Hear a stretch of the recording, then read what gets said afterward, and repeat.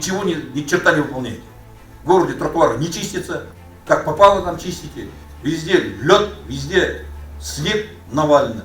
Вот это так называемые подрядные организации, которые выиграли тендера, так пусть и соответствующим образом тогда прекратите оплату, признайте их недобросовестными, выгоните их.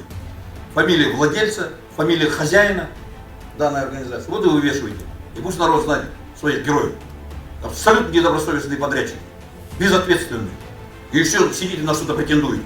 Все проблемы, в первую очередь, из-за того, что вы, некоторые из вас, да, взяли на себя неподъемные обязательства, не можете их исполнить, и по-хорошему весь город довели до такого состояния.